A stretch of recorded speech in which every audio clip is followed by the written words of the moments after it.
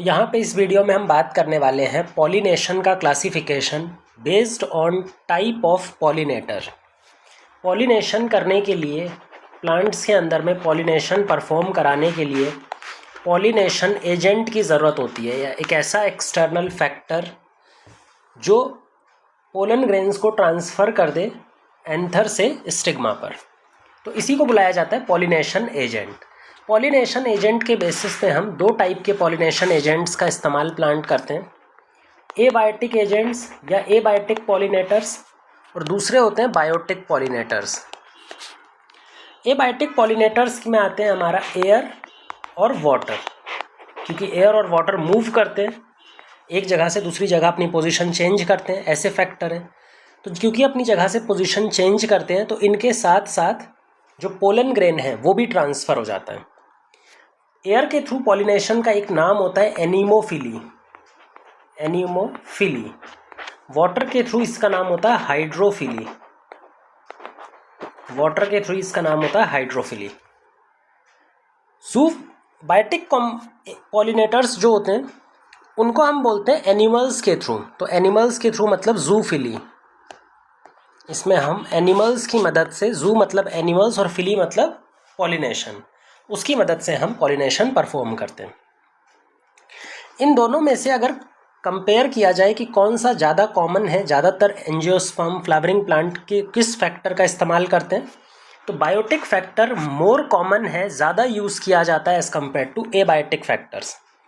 ऐसा इसलिए होता है कि एबायोटिक फैक्टर्स में वेस्टेज बहुत ज़्यादा होती है। जो पोलन ग्रेन की वेस्टेज होती है वो एबायोटिक फैक्टर्स या एबायोटिक पॉलिनेटर्स के साथ बहुत ज़्यादा होती है, क्योंकि एबायोटिक पॉलिनेटर्स तो कहीं भी पोलन ग्रेन को इधर उधर डिस्पर्स कर देंगे, ना तो उनको ट्रेन किया जा सकता है, ना उनके अंदर में कॉन्शियसनेस है। तो एयर और वाटर जिस तरफ फ्लो करेगी, पोलन ग्रेन तो इधर उधर हर जगह मूव करेगा। अब क्योंकि पोलन ग्रेन एबायोटिक कंपोनेंट में कहीं भी मूव कर सकता है, इधर उधर जहाँ हवा चलेगी, इस वजह से बहुत सारे नंबर में हमें पोलन ग्रेन बनाने पड़ते हैं पर ओवरी। अगर हम एक ओवरी या एक ओव्यूल की बात करें तो एक ओव्यूल पे जो number of pollen grain produce होता है वो बहुत ज़्यादा होता है, क्योंकि वेस्टेज ऑफ पोलन ग्रेन काफ़ी सारा होता है। एनिमोफिली की बात करें, जूफिली की बात करें, जो एनिमल्स के थ्रू पॉलिनेशन होता है, सो यहाँ पर वेस्टेज कंपैरेटिवली कम होता है। वेस्टेज तो यहाँ पर भी होता है पर यहाँ पर कंपैरेटिवली कम होगा, क्योंकि एनिमल्स को ट्रेन किया जा सकता है, एनिमल्स को अट्रैक्ट किया जा सकता है। तो प्लांट्स के पास ऐसे मैकेनिज़्म होते हैं कि वो इंसेक्ट्स को, एनिमल्स को अपनी तरफ अट्रैक्ट करता है। जब एनिमल या इंसेक्ट प्लांट की तरफ अट्रैक्ट होगा, फ्लावर की तरफ अट्रैक्ट होगा, तो पॉलिनेशन के चांसेस बढ़ जाते हैं, वेस्टेज के चांसेस कम हो जाते हैं। क्योंकि यहाँ पर हमें एनिमल को ट्रेन करना है, इंसेक्ट को ट्रेन करना है, तो फ्लावर कैसा बनेगा? अट्रैक्टिव। जितने भी अट्रैक्टिव फ्लावर्स होते हैं ना, वो एनिमल पॉलिनेशन ही फॉलो कर रहे होते हैं। तो अगर आपको एक बेसिक कॉन्सेप्ट याद रखना हो तो जितना भी कलरफुल फ्लावर है, बहुत ही अट्रैक्टिव फ्लावर है, वो हमेशा किसको फॉलो करेगा? जूफिली को। लेकिन अगर हम एबायोटिक फैक्टर्स की बात कर रहे हैं तो यहाँ पे फ्लावर बहुत अट्रैक्टिव नहीं बनता, बहुत कलरफुल नहीं बनेगा, यहाँ पे फ्लावर अट्रैक्टिव नहीं बनता है। यहाँ पे फ्लावर में स्मेल होगी ताकि एनिमल्स या इंसेक्ट अट्रैक्ट हो, यहाँ पर स्मेल की भी कोई ज़रूरत नहीं होती। तो ये कुछ बेसिक फीचर हैं जो हमने एबायोटिक फैक्टर्स और बायोटिक फैक्टर में कंपेयर कर लिया। अब हम इसको डिटेल में पढ़ने वाले हैं एक एक करके। पहले हम एबायोटिक फैक्टर्स की बात करेंगे, फिर उसके बाद में हम डिटेल में बायोटिक फैक्टर की बात करेंगे, जिसमें हम बायोटिक फैक्टर्स में एनिमल्स में किस किस टाइप के एनिमल्स एक्चुअल में यूज़ किए जाते हैं, जिसमें सबसे इम्पॉर्टेंट होता है इंसेक्ट। इंसेक्ट के अलावा जो पेड़ों पर रहने वाले एनिमल्स होते हैं, छोटे मोटे पेड़ों पर रहने वाले एनिमल्स, उनका भी इस्तेमाल किया जाता है। बर्ड्स का इस्तेमाल किया जा सकता है पॉलिनेशन के लिए, तो वो वहाँ पर हम उसका क्लासिफिकेशन भी करेंगे टाइप ऑफ एनिमल्स के बेसिस पे। पहले हम बात करते हैं एबायोटिक की। एबायोटिक में भी पहले है हाइड्रोफिली। हाइड्रोफिली यानी पानी की मदद से, वाटर की मदद से जब पोलन ग्रेन का मूवमेंट होता है, that is called as hydrophily. लेकिन जो हाइड्रोफिली है, it is least common method. अगर हम पूरे एंजियोस्पर्म ग्रुप में देखें, एंजियोस्पर्म फाइलम में देखें, तो सबसे कम प्लांट्स हाइड्रोफिली का इस्तेमाल करते हैं। पहले तो बायोटिक का इस्तेमाल ज़्यादा किया जाता है, एबायोटिक का इस्तेमाल कम किया जाता है। अगर एबायोटिक में भी देखें या ओवरऑल देखें तो सबसे कम हाइड्रोफिली का इस्तेमाल किया जाता है। ये इतना कम इस्तेमाल किया जाता है कि ये आज के टाइम पर सिर्फ और सिर्फ 30 जेनरा या 30 अलग अलग जीनस हैं एंजियोस्पर्म के, फ्लावरिंग प्लांट्स के, उन तक ही लिमिटेड है। इसमें से भी ज़्यादातर मोनोकॉट हैं, कुछ ही डाइकॉट्स होते हैं। तो ज़्यादातर जो 30 जीनस है उसमें ज़्यादातर मोनोकॉट्स हैं। यहाँ पे हमने डाइकॉट लिख दिया, मोस्ट मोनोकॉट। कुछ ही डाइकॉट हैं जो हाइड्रोफिली को फॉलो कर रहे होते हैं। अब ये बात हो गई बहुत ही कॉन्ट्राडिक्टरी। अगर आपने प्लांट किंगडम में रिप्रोडक्शन वाला टॉपिक बहुत अच्छे से पढ़ा होगा, तो प्लांट किंगडम के अंदर जब हमने रिप्रोडक्शन बताया था तो हमने बताया था कि भाई एल्गी के अंदर, ब्रायोफाइटा के अंदर, टेरिडोफाइटा के अंदर, ये जो तीनों लोअर फाइलम है, लोअर डिवीजन है, इन तीनों के अंदर में मेल गैमीट का ट्रांसफ़र हमेशा पानी के थ्रू होता है। मेल गैमीट पानी के थ्रू मूव करता है लोअर प्लांट्स में, इन तीनों ग्रुप में, एल्गी में भी, ब्रायोफाइटा में भी और टेरिडोफाइटा में भी। लेकिन अगर हम एंजियोस्पर्म, हायर मोस्ट प्लांट की बात कर रहे हैं, तो देखो कितना रेयर है। सिर्फ 30 जीनस हैं जिसमें ये फॉलो होता है, बाकी किसी भी एंजियोस्पर्म में ये फॉलो नहीं होता। अब हाइड्रोफिली के भी टाइप्स होते हैं। हाइड्रोफिली दो तरह का होता है, एक होता है एपीहाइड्रोफिली और हाइपोहाइड्रोफिली। एपीहाइड्रोफिली और दूसरा होता है हाइपोहाइड्रोफिली। एपीहाइड्रोफिली का देखो मतलब क्या है। अगर तो पॉलिनेशन, ये वाटर है, ये वाटर का सरफेस है, कोई वाटर बॉडी है जो इसमें ये वाटर का सरफेस है और ये नीचे, अगर पॉलिनेशन वाटर के सरफेस पे हो, यहाँ पर अगर पॉलिनेशन यहाँ पर हो रहा है तो इसको बोलते हैं एपीहाइड्रोफिली। अगर पॉलिनेशन सरफेस के नीचे कहीं पर हो रहा है तो उसको बोलते हैं हाइपोहाइड्रोफिली। हाइपो का मतलब नीचे और एपी का मतलब अपॉन, सरफेस, यानी कि वाटर की सरफेस पे पॉलिनेशन होगा। जो एनसीईआरटी में एग्जाम्पल है उसी तक लिमिटेड रहेंगे। अपॉन सरफेस पे वेलिस्नेरिया में होता है। वेलिस्नेरिया नाम का एक प्लांट होता है जहाँ पे पॉलिनेशन सरफेस के ऊपर होता है। कैसे होता है वो तो अभी हम समझाएंगे। बीनीथ सरफेस होता है हाइपोहाइड्रोफिली में, सरफेस के नीचे, पानी का जो सरफेस है उसके नीचे पानी के अंदर पॉलिनेशन होता है। इसमें दो एग्जाम्पल देखने, जोस्टेरा जिसको हम सी ग्रास भी बोलते हैं, समुद्री घास, और हाइड्रीला। जो जोस्टेरा है ये मरीन वाटर में पाया जाता है और सी में पाया जाता है, समुद्र में पाया जाता है, लेकिन जो हाइड्रीला है ये फ्रेश वाटर में पाया जाता है, साफ पानी में पाया जाता है। इन दोनों के अंदर ही हाइपोहाइड्रोफिली फॉलो होती है, मतलब पॉलिनेशन अंदर होगा पानी के, जबकि वेलिस्नेरिया में पॉलिनेशन ऊपर होगा, पानी की सरफेस पे होगा। ठीक है, अब ये कैसे फॉलो होता है, वेलिस्नेरिया का तो बहुत अच्छे से डायग्राम बना करके पूरा मैकेनिज्म एक्सप्लेन किया गया है, तो वो तो हमें पूरा अच्छे से देखना ही पड़ेगा। अब वेलिस्नेरिया की बात करते हैं। जो वेलिस्नेरिया होता है ना, उसका फ्लावर पानी की सरफेस पे नहीं लगता। वेलिस्नेरिया एक सबमर्ज्ड एक्वेटिक प्लांट है। सबमर्ज्ड यानी कि पानी में डूबा हुआ रहता है। ये रहा वेलिस्नेरिया और ये दूसरा वेलिस्नेरिया है। वेलिस्नेरिया एक डायोइशियस प्लांट है। डायोइशियस का मतलब इसका मेल पार्ट अलग होता है, मेल फ्लावर अलग प्लांट पे लगता है और फीमेल फ्लावर अलग प्लांट पे लगता है। तो ये डायोइशियस हो गया। और सबमर्ज्ड प्लांट है, मतलब पानी में डूबा हुआ रहता है, पानी की सरफेस पे नहीं रहता, नीचे जमीन में लगा हुआ रहता है। ये जो फीमेल फ्लावर होता है, ये फीमेल फ्लावर एक स्टॉक से जुड़ा होता है, जो स्टॉक ऐसे लंबी होती हुई जाती है।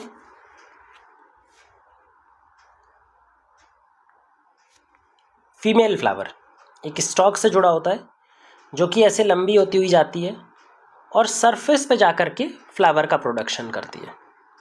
यहाँ पे प्रेजेंट है फीमेल फ्लावर, ये हमने ओवरी बना दी। ये फीमेल फ्लावर हो गया। फीमेल फ्लावर किससे जुड़ी होती है? एक स्टॉक से। एक स्पाइरल स्टॉक होती है जिसका काम होता है इसको ऊपर तक पहुंचा के रखना, लेकिन ये स्टॉक से भी जुड़ी रहेगी। पेरेंट जो प्लांट है, जो फीमेल प्लांट है, ये स्टॉक से उससे जुड़ी रहती है। अब बात करते हैं मेल प्लांट की। मेल प्लांट के अंदर में फ्लावर किसी स्टॉक से नहीं जुड़ता। मेल प्लांट के अंदर में फ्लावर क्या होता है? प्लांट से ऊपर निकल जाता है और जाके बाहर तैरता रहता है। यह है हमारे पास में मेल फ्लावर। जो मेल फ्लावर है ये प्लांट से जुड़ा हुआ नहीं रहता, ये ऊपर आकर के तैरता रहता है। यहीं पर ये अपना पोलन ग्रेन रिलीज कर देता है। जो पोलन ग्रेन ये रिलीज करेगा वो यहीं पर रिलीज कर देगा ये। अब ये पोलन ग्रेन सरफेस से तैरते हुए जाएंगे और फीमेल फ्लावर तक पहुंच जाएंगे। कई बार ऐसा भी होता है कि पोलन ग्रेन रिलीज होने से पहले डायरेक्ट फ्लावर ही मूव करता हुआ जाता है और फीमेल फ्लावर तक पहुंच जाता है और डायरेक्टली पॉलिनेशन यहाँ पे हो जाता है, या फिर पानी के थ्रू पॉलिनेशन हो जाता है। तो चाहे पूरा का पूरा मेल फ्लावर फीमेल प्लांट तक पहुँच जाए, फीमेल फ्लावर तक पहुँच जाए, या फिर ये जो पोलन ग्रेन्स इसने पानी में छोड़े हैं ये फीमेल फ्लावर तक पहुँच जाए, दोनों कंडीशन में हमारा पॉलिनेशन अचीव हो जाएगा। तो पॉलिनेशन के ये दो तरीके हैं। अब यहाँ पर अगर पॉलिनेशन को ध्यान से देखा जाए तो पॉलिनेशन कहाँ पे हो रहा है? सरफेस पे। जो वाटर सरफेस है वहाँ पर पॉलिनेशन हो रहा है। इसीलिए ये एक एग्जाम्पल है एपीहाइड्रोफिली का। दूसरा बात करने वाले हैं हाइपोहाइड्रोफिली, जिसमें एग्जाम्पल है जोस्टेरा का। जिसमें एग्जाम्पल है जोस्टेरा सी ग्रास, समुद्री घास, समुद्र में पाई जाने वाली घास इसको बोला जाता है। जोस्टेरा भी एक सबमर्ज्ड प्लांट है। जोस्टेरा भी क्या है? एक सबमर्ज्ड प्लांट। अब सबमर्ज्ड प्लांट का मतलब होता है कि नीचे पानी की जो सरफेस है वहां पर लगा हुआ रहेगा, ये लगा हुआ रहता है। लेकिन जोस्टेरा मोनोइशियस कंडीशन शो करता है, मतलब इसके अंदर में मेल और फीमेल फ्लावर दोनों साथ में लगते हैं। फीमेल फ्लावर एक क्लस्टर में यहाँ पे डेवलप करता है जिसमें बहुत सारे फीमेल फ्लावर लगी होगी, और मेल फ्लावर यहाँ पर डेवलप करता है जिसमें बहुत सारे मेल फ्लावर लगे होंगे। ये इस तरह की एक डायोशियस कंडीशन शो करता है। यहाँ पर मान लो एक और जोस्टेरा प्लांट है, इसके पास भी मेल और फीमेल फ्लावर क्लस्टर प्रेजेंट होंगे, male cluster, female cluster. Generally जो पोलन ग्रेन का ट्रांसफ़र होता है वो क्रॉस पॉलिनेशन होता है। प्लांट्स हमेशा क्रॉस पॉलिनेशन को फेवर करते हैं। तो पोलन ग्रेन यहाँ से पानी में छोड़ दिया जाएगा, यहाँ पे पोलन ग्रेन पानी में छोड़ दिया गया, जो कि पोलन ग्रेन स्पाइरल शेप का होता है, और स्पाइरल शेप होने की वजह से ये पानी में ईजिली पैसिवली फ्लोट करता हुआ जाता है, पानी में तैरता हुआ जाएगा बिना किसी एनर्जी की मदद से। जहाँ इसको पानी ले जाएगा वहाँ ये जाता रहेगा और पानी से मूव करता हुआ फीमेल फ्लावर तक पहुँच जाएगा। तो ये पैसिवली फ्लोट करता हुआ पहुँचेगा, इसीलिए हम इसको बिना एनर्जी का या पानी की मदद से पैसिवली फ्लोट करता हुआ पहुँचता है। क्या ये पानी के नीचे हो रहा है? बिल्कुल नीचे हो रहा है, इसीलिए हम इसको बोलते हैं हाइपोहाइड्रोफिली, सबमर्ज्ड प्लांट। तो ये दो एग्जाम्पल हैं जिसमें एक एपीहाइड्रोफिली और दूसरा हाइपोहाइड्रोफिली का एग्जाम्पल हमें दिया गया है।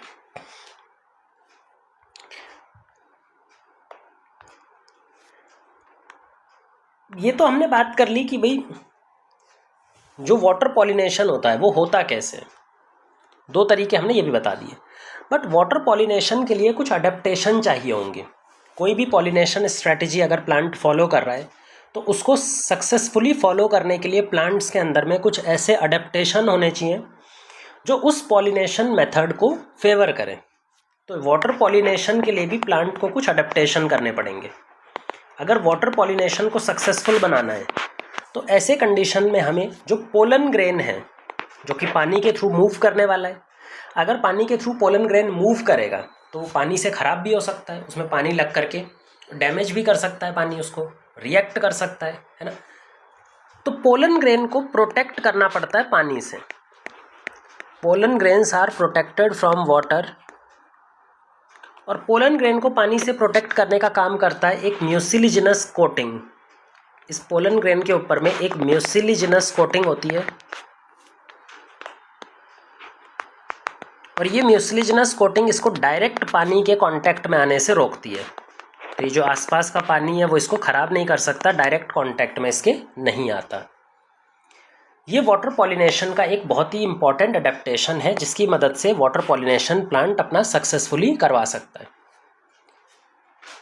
ये भी ज़रूरी नहीं है कि जो एक्वेटिक प्लांट्स होते हैं, जनरली बच्चे जब क्वेश्चन आता है न्यूमेरिक ऑब्जेक्टिव टाइप क्वेश्चन, तो उसमें हमें क्वेश्चन में मिलता है कि कौन कौन से प्लांट वाटर पॉलिनेशन फॉलो करेंगे। तो सबसे पहले बच्चे की आदत होती है वो देखता है कि कितने प्लांट्स एक्वेटिक हैं, और जो एक्वेटिक प्लांट होगा वो तो पानी को ही यूज़ करेगा। ये बिल्कुल गलत बात है। ज़्यादातर जो एक्वेटिक प्लांट्स होते हैं वो खुद भी या तो इंसेक्ट पॉलिनेशन फॉलो करते हैं या फिर विंड पॉलिनेशन फॉलो करते हैं। अब ऐसा कैसे पॉसिबल है? देखो, दो तरह के प्लांट होते हैं एक्वेटिक प्लांट भी। एक होते हैं फ्लोटिंग प्लांट्स, जो पानी में ऊपर तैर रहे होते हैं, इनको बोलते हैं फ्लोटिंग प्लांट्स। इनके फ्लावर बनते हैं ऊपर। अब क्योंकि फ्लावर ऊपर बन रहे हैं तो क्या फ्लावर डायरेक्टली इंसेक्ट पॉलिनेशन नहीं कर सकते? बिल्कुल कर सकते हैं।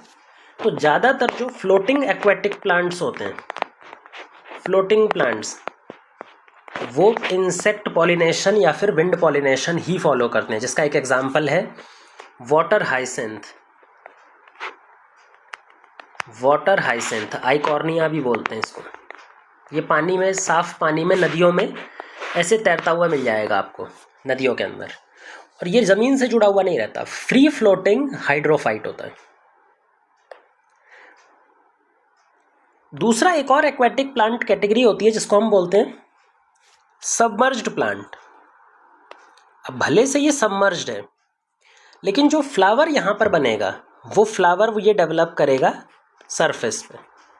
तो कई बार आपने ऐसा भी देखा होगा, ये ज़्यादा बड़ा हो गया, कि कुछ प्लांट सबमर्ज्ड होते हैं, नीचे होते हैं, पर उनका जो फ्लावर डेवलप होता है वो कहाँ पे डेवलप करता है? सरफेस पे डेवलप करता है, वाटर की सरफेस पे। ये भी किस मेथड को फॉलो करने वाला है? इंसेक्ट पॉलिनेशन या फिर विंड पॉलिनेशन को फॉलो करते हैं। दोनों एक्वेटिक प्लांट्स हैं, बिल्कुल एक्वेटिक प्लांट्स हैं, लेकिन एक्वेटिक प्लांट होने के बाद में भी ये ब्यूटीफुल फ्लावर्स बनाते हैं, खूबसूरत फ्लावर बनाते हैं, इंसेक्ट को अट्रैक्ट करते हैं और इंसेक्ट के थ्रू अपना पॉलिनेशन करवाते हैं। इसका एक और एग्जाम्पल है लोटस भी पानी में पाया जाता है, हल्के पानी में पाया जाता है, पर उसका फ्लावर ऊपर लगता है, ब्यूटीफुल फ्लावर लगता है, और उसमें भी पॉलिनेशन इंसेक्ट के थ्रू होती है। तो अगर आपको ये भी ध्यान रखना हो कि पानी के अंदर ऐसे कौन से फ्लावर्स हैं, ऐसे कौन से प्लांट हैं जो इंसेक्ट पॉलिनेशन का इस्तेमाल कर रहे हैं, तो सिर्फ हमें ये देखना है कि कौन से ऐसे एक्वेटिक प्लांट हैं जो पानी में पाए जाते हैं लेकिन फिर भी उनमें कलरफुल ब्यूटीफुल फ्लावर्स बनते हैं। तो जिन भी एक्वेटिक प्लांट्स में बहुत ही कलरफुल प्लांट्स बनने वाले हैं, तो वहाँ पर हमेशा इंसेक्ट पॉलिनेशन होगा। इसका एक और एग्जांपल है वाटर लिली। जो वाटर लिली होता है वो भी पानी में ग्रो करता है, पर उसका फ्लावर ऊपर ग्रो करता है, ब्यूटीफुल फ्लावर बनाता है, इंसेक्ट को अट्रैक्ट कराकर इंसेक्ट पॉलिनेशन परफॉर्म कराता है। ये हमारा पहली कैटेगरी का पॉलिनेशन हो गया, जिसमें हम पॉलिनेटर, एबायोटिक पॉलिनेटर की बात कर रहे हैं, उसमें भी वाटर पॉलिनेशन। सेकंड आता है विंड पॉलिनेशन, हवा की मदद से जो पॉलिनेशन होता है, जिसको एक और नाम दिया जाता है एनीमोफिली, जिसको एक और नाम मिलता है एनीमोफिली। अब बेटा एनीमोफिली जो है ये एबायोटिक पॉलिनेटर में ज़्यादा कॉमन है। अगर हम सिर्फ एबायोटिक पॉलिनेटर्स की बात करें, पानी और हवा की बात करें, तो इन दोनों में से ज़्यादा कॉमन पॉलिनेटर हवा होती है, क्योंकि हवा हर जगह अवेलेबल होती है, पानी तो हर जगह अवेलेबल होता नहीं है। सिर्फ एक्वेटिक प्लांट के पास पानी का जो एक्सेस है वो होता है, लेकिन हवा तो नेचर में हर जगह है, तो ईजिली हवा की मदद से पॉलिनेशन ट्रैवल कर सकता है। तो जितने भी टेरेस्ट्रियल प्लांट्स होते हैं, अगर उनको एबायोटिक पॉलिनेशन फॉलो करना है तो वो ज़्यादातर विंड पॉलिनेशन का ही फॉलो करते हैं। अब विंड पॉलिनेशन करवाने के लिए फिर से हमें कुछ अडेप्टेशन चाहिए होगी भाई। जैसे हमने वाटर पॉलिनेशन की बात की थी कि पोलन ग्रेन के ऊपर म्यूसिलेज कोटिंग होनी चाहिए जिससे उसको हम प्रोटेक्ट करेंगे पानी से भीगने से। ऐसे ही अगर विंड पॉलिनेशन परफॉर्म कराना है तो विंड पॉलिनेशन के अंदर अलग तरह के अडेप्टेशन मिलने चाहिए। तो विंड पॉलिनेशन के लिए जो अडेप्टेशन है वो अगर हम पोलन ग्रेन के अडेप्टेशन की बात करें तो कैसा पोलन ग्रेन विंड पॉलिनेशन में अच्छा माना जाएगा? एक ऐसा पोलन ग्रेन जो ज़्यादा दूर तक जाए। ज़्यादा दूर तक वही जाएगा जिसका लाइट वेट हो, जो हल्का हो, क्योंकि अगर ये लाइट वेट होगा तो ईजिली हवा में उड़ता हुआ दूर तक पहुंच सकता है। लाइट वेट होने के साथ में नॉन स्टिकी, इसका स्टिकी नेचर नहीं होना चाहिए, क्योंकि अगर इसका स्टिकी नेचर होगा तो ये कहीं पर जाकर चिपक जाएगा और बहुत दूर तक मूव नहीं कर पाएगा। ये दोनों नेचर जो है ये इसको हवा में फ्लोट कराने में और दूर तक पहुंचाने में, ज़्यादा से ज़्यादा डिस्टेंस कवर कराने में मदद कर रहे होते हैं। पोलन ग्रेन को दूर पहुंचाने का एक और अडेप्टेशन होता है कि वेल एक्सपोज्ड स्टेमन। स्टेमन फ्लावर के ऊपर बाहर निकले हुए रहने चाहिए, फ्लावर के बिल्कुल बाहर लगे होने चाहिए ताकि वो ईजिली हवा में फ्लोट कर सकें। और जब हवा में वो ईजिली फ्लोट करेंगे तो उनमें से पोलन ग्रेन का जो मूवमेंट है वो भी विंड में ईजिली हो पाएगा। वेल एक्सपोज्ड स्टेमन्स, जो स्टेमन है या फिर अगर हम बात करें स्पेसिफिकली एंथर की, तो वो अच्छी तरीके से एक्सपोज्ड होना चाहिए, जिससे क्या होगा, ईजी डिस्पर्जल हो जाएगा। For easy dispersal of pollen grains, easily pollen grains एक जगह से दूसरी जगह मूव कर पाएंगे। जैसे मान लो अगर ये फ्लावर है, ये पोलन ग्रेन है, एंथर है, ये वेल एक्सपोज्ड है, मतलब पूरा बाहर निकला हुआ है। तो जब हवा चलेगी तो ये ईजिली फ्लोट करेंगे हवा में, और फ्लोट करने के बाद अपने पोलन ग्रेन को हवा में ईजिली ट्रांसफ़र किया जा सकता है। ये सारे मेल पार्ट पोलन ग्रेन या फिर स्टेमन की खूबियाँ हैं। स्टेमन के साथ में हमें स्टिग्मा की भी कुछ कैरेक्टरिस्टिक पता होनी चाहिए। जो पिस्टिल है, या फिर अगर पिस्टिल की बात करें तो पिस्टिल में कौन सा ऐसा पार्ट होता है जिसके ऊपर पोलन ग्रेन जाकर के लैंड करेगा? स्टिग्मा पर। भाई पिस्टिल में कहाँ पे लैंड करने वाला है? कौन है रिसेप्टिव पार्ट जहाँ पे पोलन ग्रेन जाके बैठेगा? तो वो पार्ट होता है स्टिग्मा। तो पिस्टिल का भी जो स्टिग्मा पार्ट होता है वो कुछ ऐसी अडेप्टेशन शो करता है, जिन अडेप्टेशन की मदद से वो ईजिली पोलन ग्रेन को कैप्चर कर पाए। वो पोलन ग्रेन्स जो हवा में इधर उधर मूव कर रहे हैं उनको ईजिली कैप्चर कर ले। इसका जो सबसे इम्पॉर्टेंट फीचर होता है कि स्टिग्मा फेदरी देखने को मिलता है। यहाँ पे फेदरी नेचर का मिलेगा आपको स्टिग्मा, और वो बड़े बड़े जो फेदर्स हैं, जाल टाइप स्ट्रक्चर हैं, वो हवा में ऐसे उड़ते हुए रहेंगे। ये फेदरी स्टिग्मा होने का फ़ायदा ये होता है कि अगर कोई भी पोलन ग्रेन उसके आसपास भी उड़ता हुआ दिखाई पड़ेगा तो वो उसको ईजिली ट्रैप कर पाएगी। इस फेदरी स्टिग्मा का एक एग्जाम्पल भी हमारे पास कॉर्न कॉब में, जो हम कॉर्न की बाली देखते हैं, जिसमें आपने देखा होगा दो हरे पार्ट होते हैं कॉर्न के अंदर जो उसके बाहर वाले पार्ट को रिप्रेजेंट कर रहे होते हैं, और उस एक एंड से बहुत सारे ऐसे धागे निकल रहे होते हैं जिसको हम खरीदने से पहले तोड़ देते हैं।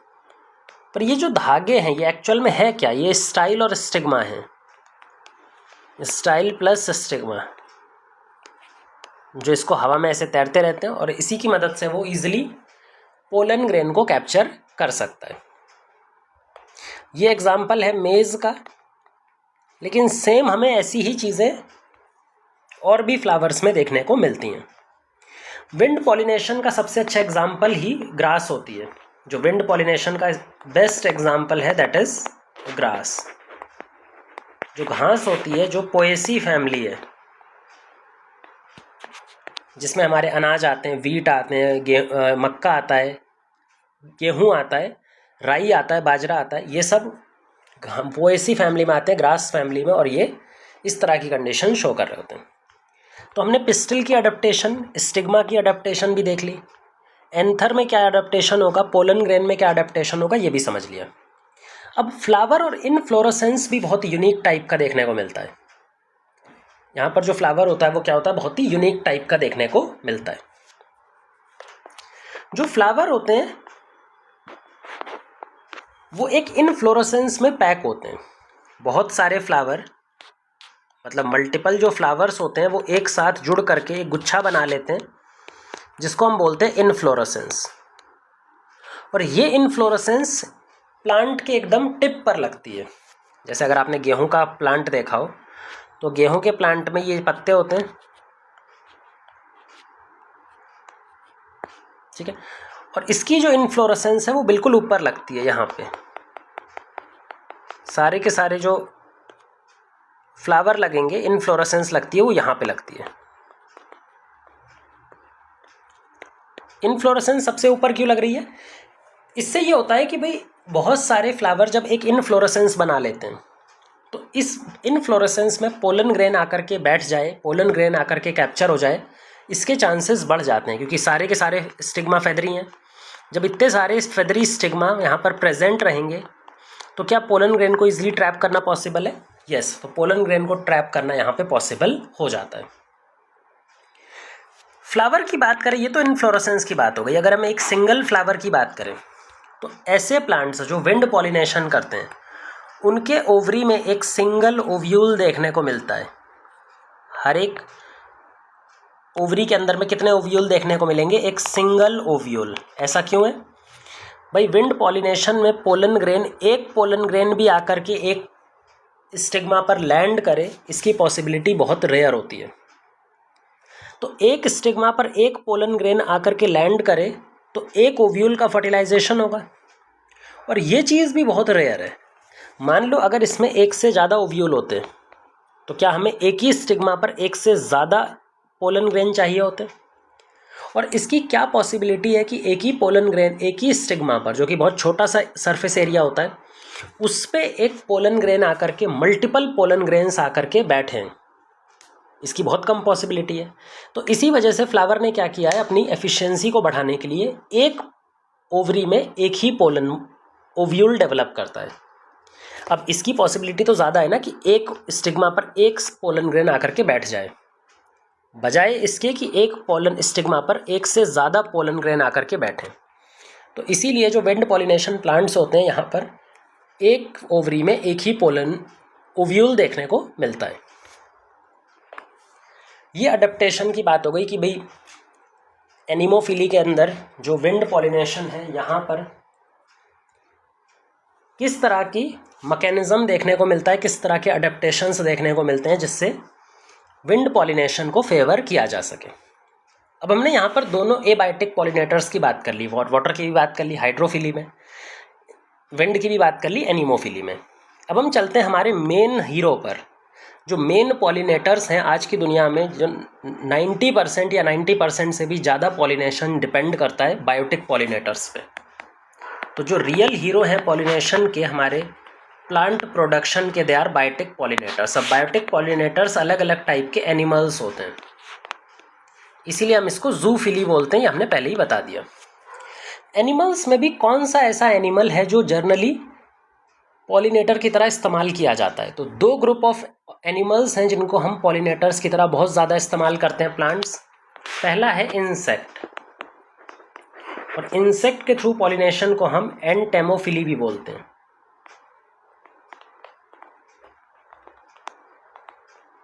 एंटेमोफिली। दूसरा है बर्ड।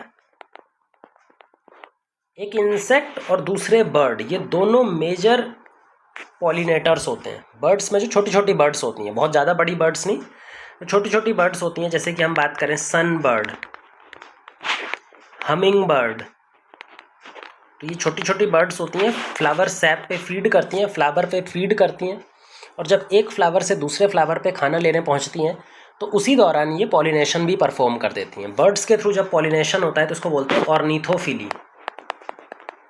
ऑर्निथोफिली।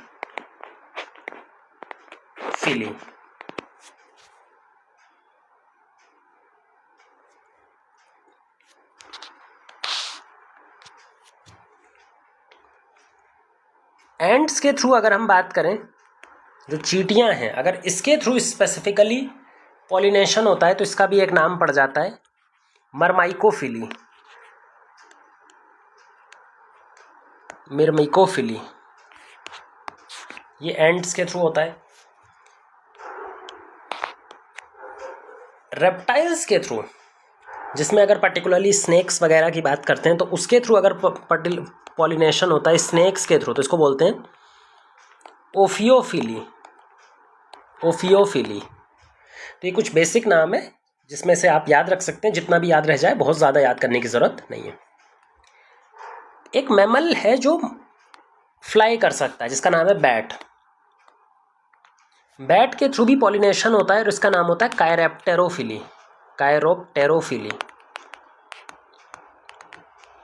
बैट रात की टाइम पर एक्टिव होते हैं, तो बैट्स ऐसे प्लांट्स को, ऐसे फ्लावर को पॉलिनेट करते हैं जो नाइट ब्लूमिंग होते हैं, जो ना रात में खिलते हैं। ऐसे प्लांट्स का पॉलिनेशन बैट की मदद से किया जा सकता है।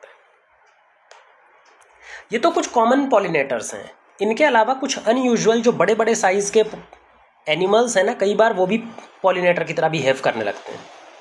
उसमें सबसे इम्पॉर्टेंट आते हैं जो पेड़ों में रहते हैं या फिर जो जंगल में पेड़ के ऊपर एनिमल्स रहते हैं ना, उन्हीं को हम ज़्यादा पॉलिनेटर्स की तरह इस्तेमाल कर सकते हैं।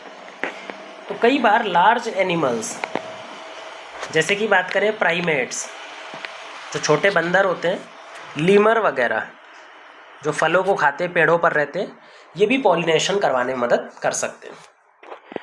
ट्री ड्वेलिंग रोडेंट्स, जो पेड़ों में रहने वाले रोडेंट्स होते हैं, जैसे गिलहरी हो गई, चूहे हो गए जो पेड़ों में रहते हैं, उनका इस्तेमाल किया जा सकता है। लिजर्ड को इस्तेमाल किया जा सकता है। तो ये कुछ बड़े बड़े एनिमल्स हैं, बड़े बड़े ऑर्गेनिज्म हैं जिनको भी पॉलिनेटर की तरह इस्तेमाल करते हुए देखा गया है। पर अगर पूरे की बात करें तो हमें सिर्फ और सिर्फ फोकस करना है इंसेक्ट पे, क्योंकि सारे पॉलिनेशन का एक बहुत बड़ा फ्रैक्शन तो इंसेक्ट पॉलिनेशन के थ्रू ही हो रहा है। अगर आज इंसेक्ट ख़त्म हो जाए तो पॉलिनेशन बिल्कुल ऑलमोस्ट रुक जाएगा, जो प्लांट प्रोडक्शन है वो पूरा गिर जाएगा। अब इस इंसेक्ट में भी एक इम्पॉर्टेंट पॉलिनेटर है हनी बी, जिसकी पूरी लाइफ ही प्लांट पॉलिनेशन के इर्द गिर्द घूमती है। हनी बी की पूरी ज़िंदगी बीत जाती है प्लांट सैप को कलेक्ट करने में। जो फ्लावर के अंदर में नेक्टर मिलता है, उसको जूस मिलता है, उसको कलेक्ट करने में। ये नेक्टर ले जा कर के वो हनी बनाती है, शहद बनाती है, अपना खाना बनाती है, ताकि वो बाद में उसको यूटिलाइज़ कर सकें। वो अलग बात है कि उसके यूटिलाइज़ करने से पहले हम उसका हनी यूज़ कर लेते हैं। पर वो जो हनी उसने बनाया था वो एक्चुअल में किसके थ्रू बनाया था? Flower nectar. एक फ्लावर से दूसरे फ्लावर में पूरी दिन बेचारी वो मूव करती है, जिससे उसको नेक्टर मिलता है, और उसी नेक्टर को प्रोसेस करके अपनी बॉडी में वो हनी में कन्वर्ट करती है। अब क्योंकि इसकी पूरी लाइफ, पूरे डे में ये एक फ्लावर से दूसरे फ्लावर पे ही मूव करती रहती है, तो इसका बहुत इंपॉर्टेंट रोल हो जाता है पॉलिनेशन में। पॉलिनेशन में इसका सबसे इंपॉर्टेंट रोल होता है। हनी बी के अंदर भी बेसिकली 3 टाइप के मेंबर्स होते हैं। एक होती है क्वीन, जो कोई काम नहीं करती, सिर्फ बच्चे पैदा करते हैं। एक होते हैं ड्रोन, जो मेल होते हैं, ये भी कोई काम नहीं करते, सिर्फ फर्टिलाइज करते हैं क्वीन को। ये भी बच्चे पैदा करते हैं और कोई काम नहीं है इनका। जो सारा काम करती हैं वो होती हैं वर्कर बीज, जो फीमेल स्टेराइल बीज होती हैं, जो फीमेल नेचर की होती हैं लेकिन स्टेराइल होती हैं, बच्चे पैदा नहीं कर सकती। सारा काम कॉलोनी का हनी बी के अंदर यही स्टेराइल वर्कर बीज कर रही होती हैं। ये वर्कर बीज क्योंकि एक फ्लावर से दूसरे फ्लावर में पॉलिनेशन कर रही होती हैं, तो नेचर ने इनको इतना बड़ा एक अडेप्टेशन दे दिया है कि इनके हाइंड लिम्ब में, जो इनके पास 3 पेयर ऑफ लिम्ब होते हैं, उसमें से जो सबसे पीछे वाला लिम्ब है, हाइंड लिम्ब, उस हाइंड लिम्ब में एक ऐसा पॉकेट लाइक स्ट्रक्चर होता है जिसको हम बोलते हैं पोलन बास्केट। इस पोलन बास्केट का डेडिकेटेडली यही काम है कि पोलन ग्रेन को एक जगह से कलेक्ट करना एक फ्लावर से, और दूसरे फ्लावर में ले जा करके उसको छोड़ देना। और कहाँ पे ये पोलन बास्केट लोकेटेड होता है? हनी बी के हाइंड लेग, जो तीनों लेग वाले जोड़े होते हैं, उसके सबसे पीछे वाले लेग को हम बोलते हैं हाइंड लेग। और उसमें नेचर ने एक अलग से अडेप्टेशन दे दिया है, क्योंकि इसका इतना इंपॉर्टेंट रोल है पॉलिनेशन में कि नेचर ने भी इसको रिकॉग्नाइज किया है, इसको पोलन बास्केट मिला होता है। हनी बी को हटा दिया जाए, अगर हनी बी आज के टाइम पे एक्सटेंट हो जाए, तो हनी बी के एक्सटेंट होने पे सारा प्लांट, सारा अर्थ पे जितना भी वेजिटेशन है वो ख़त्म हो जाएगा और सारे ऑर्गेनिजम्स की डेथ भी हो जाएगी। तो ये हमारे बताता है कि हनी बी कितनी इंपॉर्टेंट है, इंसेक्ट हमारे लिए कितने इंपॉर्टेंट हो सकते हैं।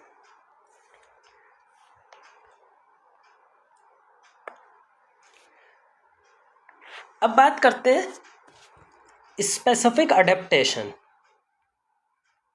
क्या स्पेसिफिक अडेप्टेशन होना चाहिए बायोटिक पॉलिनेशन करवाने के लिए? भाई जो एनिमल्स हैं, जो इंसेक्ट हैं, वो रैंडमली तो इधर उधर मूव करते नहीं हैं, उनके पास तो कॉन्शियसनेस है। तो उनको अगर अपने पास बुलाना है तो फ्लावर को कुछ अडेप्टेशन डेवलप करने पड़ेंगे जिससे वो उनकी तरफ अट्रैक्ट हो सके। तो फ्लावर क्या करता है, एक मैकेनिज्म एम्प्लॉय करता है, अट्रैक्शन मैकेनिज्म, जिसके थ्रू इंसेक्ट उस फ्लावर की तरफ खींचे चले आए। अब अट्रैक्शन के लिए वो क्या कर सकता है, दो मेथड्स फॉलो कर सकता है। कलर मेथड, भाई कोई कलर ऐसा डेवलप कर ले जो इंसेक्ट हो या कोई बर्ड हो जो उसकी तरफ खिंची हुई चली आए। दूसरा होता है स्मेल, कि कोई ऐसी स्मेल हो जिसकी तरफ वो पर्टिकुलर इंसेक्ट, वो पर्टिकुलर बर्ड या फिर पॉलिनेटर अट्रैक्ट होता हुआ दिखाई पड़ता है। अब अगर कलर की बात करें, क्योंकि कलर जो है वो ज़्यादा दूर तक अपील करता है, बहुत दूर से कलर दिखाई देता है, स्मेल का तो एक लिमिटेड रेंज होता है। अब कलर में भी कुछ स्पेसिफिक कलर बहुत ज़्यादा यूज़ किए जाते हैं, जिसमें येलो कलर के फ्लावर्स आपने बहुत ज़्यादा देखे होंगे, क्योंकि जो येलो कलर का फ्लावर है वो हनी बी के लिए सबसे सूटेबल है। हनी बी येलो कलर को ही ऑब्जर्व कर सकती है बहुत अच्छे से। तो अगर कोई प्लांट येलो कलर का है तो उस पे हनी बी के थ्रू ही पॉलिनेशन हो रहा है, ये मतलब पक्की बात है। दूसरा कलर होता है रेड कलर, पर जो हनी बी है वो रेड कलर के लिए ब्लाइंड होती है। Honey be easily red colour को नहीं देख पाती। तो अगर कोई रेड कलर का फ्लावर है तो उसमें हनी बी के अलावा कोई पॉलिनेटर इस्तेमाल होता है, जैसे बर्ड इस्तेमाल हो सकता है, बैट इस्तेमाल हो सकता है, कोई और इंसेक्ट इस्तेमाल हो सकता है, लेकिन हनी बी उसमें इस्तेमाल नहीं होगी। तो ये कलर की बात हो गई। कलर के बाद हम बात करते हैं स्मेल। कई बार कलर फेल हो जाता है, जैसे कि नाइट ब्लूमिंग फ्लावर्स, जो रात को खुलते हैं फ्लावर्स, क्या वहाँ पे कलर रात को दिखाई देगा? बिल्कुल नहीं दिखाई देगा। तो रात को जो भी इंसेक्ट पॉलिनेशन करते हैं, जैसे मॉथ हो गया, जो बटरफ्लाई का रात का भाई होता है मॉथ, जो रात को एक्टिव होता है इंसेक्ट,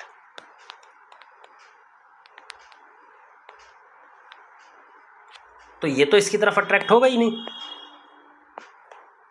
तो मॉथ को कैसे अट्रैक्ट किया जाए, या दूसरा क्या मैकेनिज्म है अगर विजुअल मैकेनिज्म फेल हो जाए?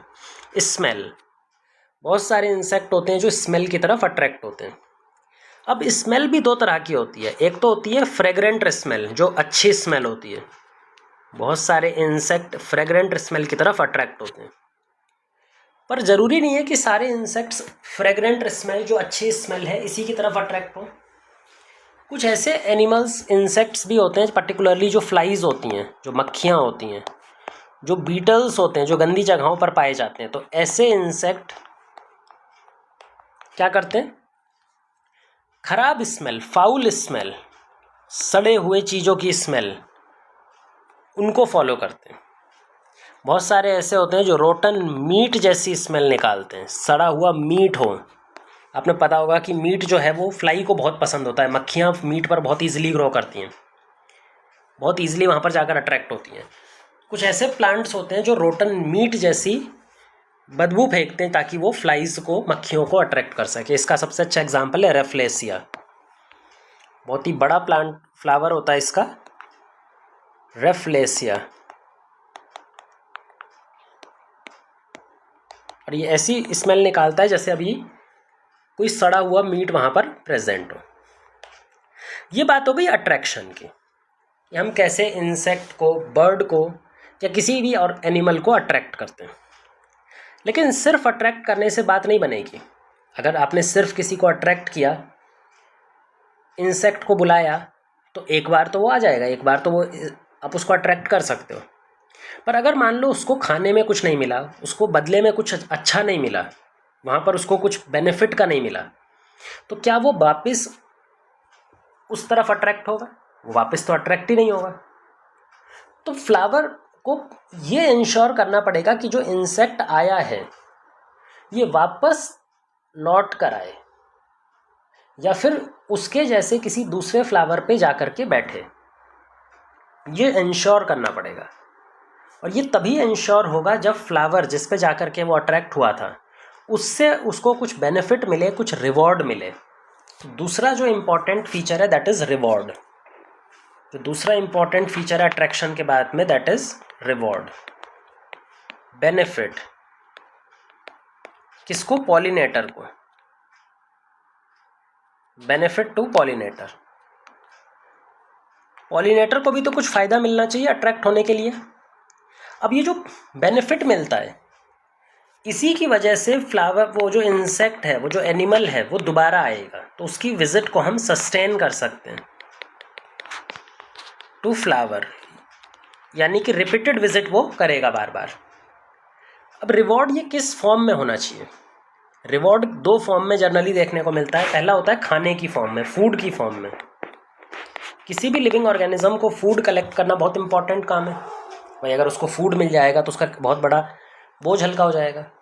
तो अगर फ्लावर डायरेक्टली उसको फूड दे दे तो एक तो यही सबसे अच्छा काम है। फूड किस फॉर्म में प्लांट फ्लावर दे सकता है? पोलन की फॉर्म में। पोलन बहुत ही न्यूट्रिशन रिच सोर्स होता है। अगर कोई इंसेक्ट या कोई बर्ड पोलन को डायरेक्टली फीड कर रही है और उसका न्यूट्रिशन पूरा हो रहा है तो ये बहुत अच्छी बात है। पोलन के अलावा नेक्टर,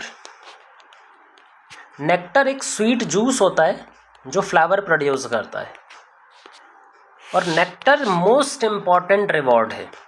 अगर इन दोनों में देखा जाए तो ज़्यादा इम्पॉर्टेंट नेक्टर होता है।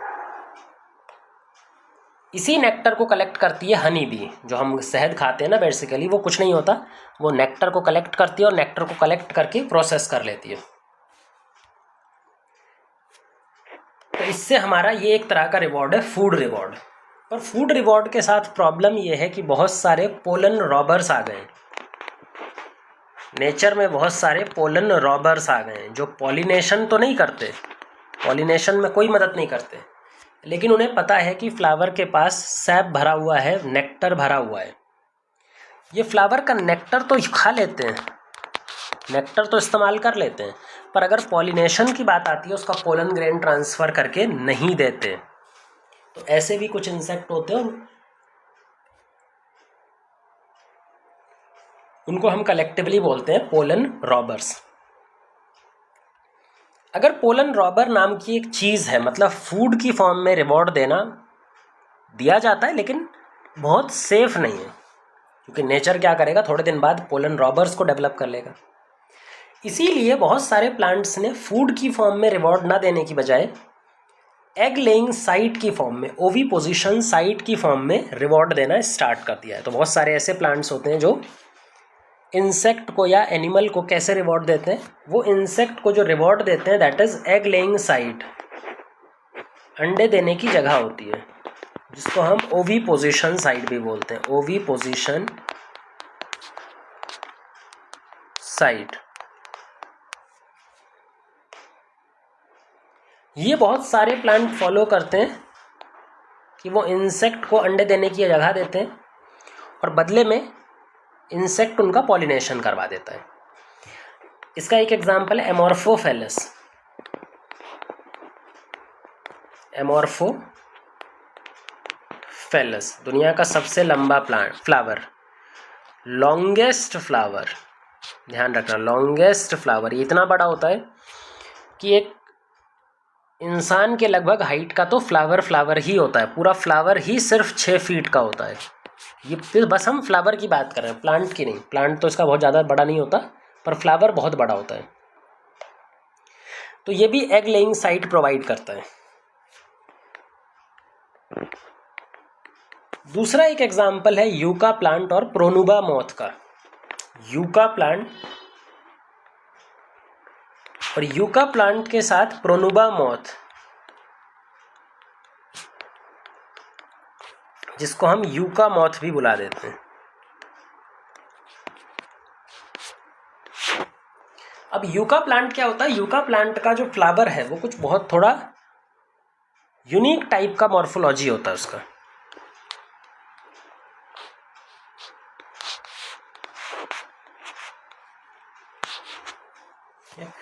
ये इसका ओवरी है और यहाँ पर ओव्यूल लगे हुए हैं। इस फ्लावर के अगर पॉलिनेशन करना है तो पॉलिनेशन कौन कराता है यहाँ पे? Pronuba moth. बेसिकली जो प्रोनुबा मॉथ होता है उसके पास एक लंबा सा ओवीपोजिटर होता है, इस तरह का ओवीपोजिटर, जो ओवीपोजिटर की मदद से इस ओवरी के कैविटी तक रीच करता है और यहाँ पे अपने एग रिलीज कर देता है। ये जो इस इंसेक्ट के एग्स हैं वो यहाँ पे एग रिलीज कर देता है, मतलब ओवीपोजिट कर देता है। ओवीपोजिशन साइट, इसके लिए तो ओवीपोजिशन साइट है, जगह मिल गई उसको कि कहाँ इसको ओवी रखना है।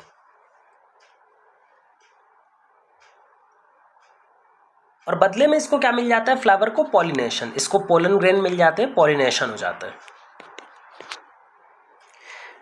एक बार अगर पॉलिनेशन हो गया तो आगे चल के ये ओव्यूल बन जाएगा सीड। तो ये ओव्यूल क्या बनता है? सीड। आफ्टर फर्टिलाइजेशन ओव्यूल ही वो स्ट्रक्चर होता है जो सीड बनाता है। जब ये काम इधर चल रहा था प्लांट के लिए, तो एक और काम चल रहा था इसी ओवरियन कैविटी में इस बर्ड के एग के साथ।